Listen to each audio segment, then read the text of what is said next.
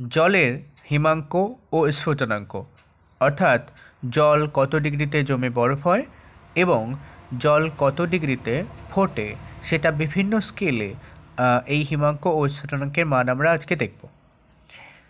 আমরা যদি দেখি সেলসিয়াস স্কেলের জন্যে, সেক্ষেত্রে স্ফুটনাঙ্ক অর্থাৎ জল কত ডিগ্রিতে ফুটবে আর হিমাঙ্ক অর্থাৎ জল জমে বরফ হবে কত ডিগ্রিতে সেটা দেখব। সেলসিয়াস স্কেলের স্ফুটনাঙ্কের মান হচ্ছে 100 ডিগ্রি সেলসিয়াস, আর সেলসিয়াস স্কেলে হিমাঙ্কের মান 0 ডিগ্রি সেলসিয়াস। এরপরে চলে আসি আমরা ফারেনহাইট স্কেলে। ফারেনহাইট স্কেল আর একটা স্কেল যেখানে জলের স্ফুটনাঙ্কের মান 212 ডিগ্রি ফারেনহাইট আর জলের হিমাঙ্কের মান 32 ডিগ্রি ফারেনহাইট। এটাই ওদের নিম্ন স্থিরাঙ্ক ও ঊর্ধ্ব স্থিরাঙ্ক স্কেলগুলোর।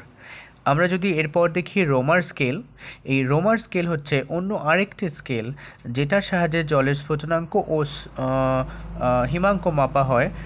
জলের স্ফুটনাঙ্ক রোমার স্কেলে 80 ডিগ্রি রোমার আর হিমাঙ্ক হচ্ছে 0 ডিগ্রি রোমার। এখন আরেকটি স্কেল আছে বেশ ফেমাস, সেটা হচ্ছে কেলভিন স্কেল। এই কেলভিন স্কেলে জলের স্ফুটনাঙ্ক ধরা হয় 373 কেলভিন আর হিমাঙ্ক ধরা হয় 273 কেলভিন। এখন এখানে সেলসিয়াস এবং কেলভিন স্কেলের মধ্যে একটা সম্পর্ক আছে। সেলসিয়াস স্কেলের কোনো মানকে যদি কেলভিন স্কেলে আনতে হয় তাহলে সেলসিয়াস স্কেলের মানের সাথে 273 যোগ করালেই হয়ে যায়। একটা এক্সাম্পল দিলে বোঝা যাবে।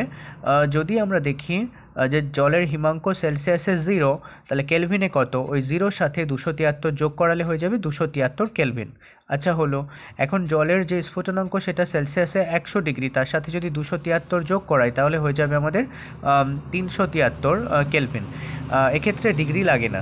এই ধরনের কন্টেন্ট নিয়মিত প্রতিদিন পেতে চ্যানেলটি সাবস্ক্রাইব করে সঙ্গে থাকুন এবং অন্যান্য ভিডিওর জন্য চ্যানেল পেজটি ভিজিট করুন, যেখানে হাজারো শর্টকাট ট্রিকের সাহায্যে ম্যাথ করে দেওয়া রয়েছে, জিকে ট্রিকের সাহায্যে করা আছে, সায়েন্সের জিকেও ট্রিকের সাহায্যে করা আছে। চ্যানেলটি সাবস্ক্রাইব করুন এবং শর্ট সেকশনটি ভিজিট করুন।